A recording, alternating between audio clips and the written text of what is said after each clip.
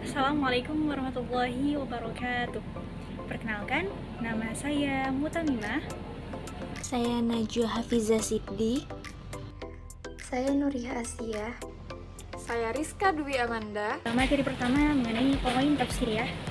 Qoroin tafsiriyah terdiri dari dua kata, yaitu qoroin dan tafsiriyah. Qoroin berasal dari kata qorinah yang berarti tanda atau petunjuk, sedangkan tafsiriyah berarti penafsiran.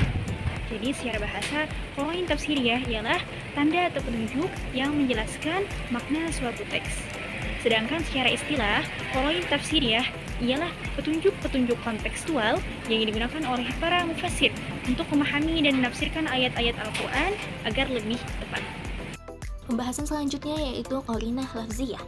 Secara etimologi, tekstual dalam bahasa Inggris yaitu teks yang berarti isi atau bunyi. Dalam bahasa Arab bisa diartikan secara harfiah yang berarti huruf dalam teks, atau zohiriyah yang berarti yang nampak dalam teks. Sedangkan dalam bahasa Indonesia, teks mempunyai beberapa makna.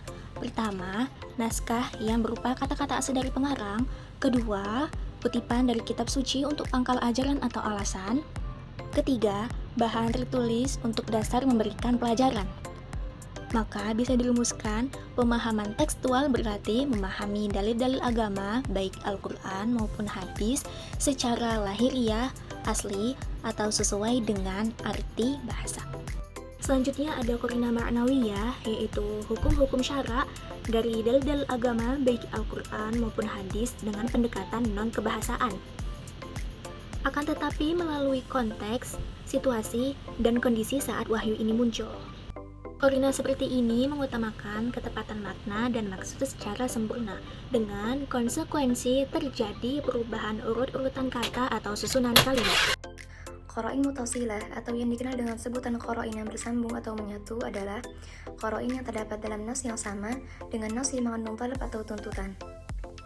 Kemudian, qoroin munfasilah atau yang dikenal dengan sebutan qoroin yang terpisah adalah qoroin yang terdapat dalam nas yang berbeda dengan nas yang mengandung talab atau tuntutan.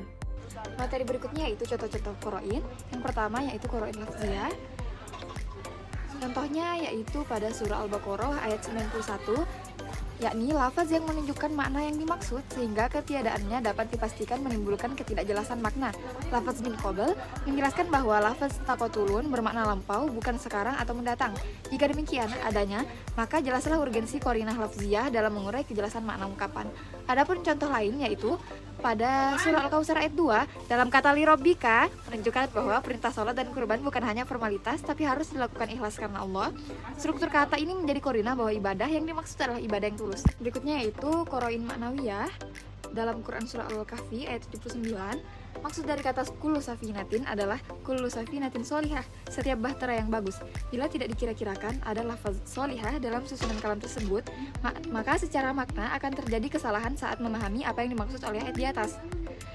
Contoh lain dari qarinah ma'nawiyah yaitu dalam Quran surah Al-Baqarah ayat 183, yaitu kutiba alaikum siyam, yang artinya diwajibkan atas kalian berpuasa.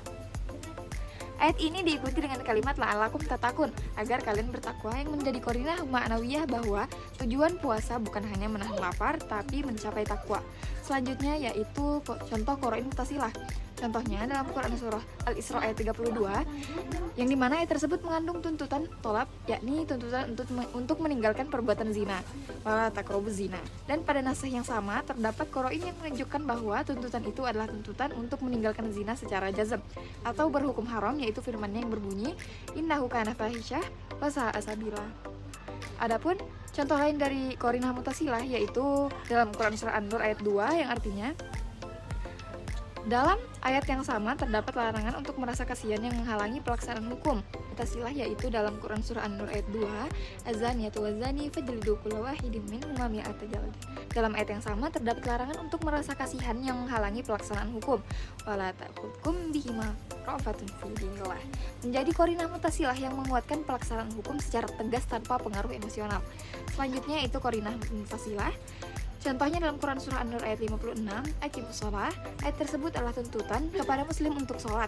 Tuntutan ini ternyata disertai qoro'in-qoro'in yang bersifat jazm, yaitu misalnya adanya ancaman siksa neraka bagi yang tidak sholat. Ini berarti sholat itu hukumnya wajib. Qoro'in itu antara firman Allah Subhanahu wa taala, "Ma salakakum fi saqar? Qalu lam nakum minal musallin." Apa yang menyebabkan kamu masuk ke dalam neraka Sakor? Mereka menjawab, dahulu kami tidak termasuk orang-orang yang melaksanakan sholat. Dari ayat tersebut, qoro'in yang menentukan jenis tuntutan ini ada kalanya terdapat dalam nasa yang lain, yaitu pada nasa yang berbeda dengan nasa yang mengandung tolak. Contoh lain dari qorina munfasilah yaitu dalam Quran Surah Al-Maidah ayat 38, wasariqatu faqta'u aydiyahum. Hadis dari Nabi Shallallahu Alaihi Wasallam menjelaskan bahwa tangan dipotong dari pergelangan dan jika barang curian mencapai nisab. Ini adalah qorina munfasilah karena penjelasan ini tidak terdapat dalam ayat melainkan dari sumber luar.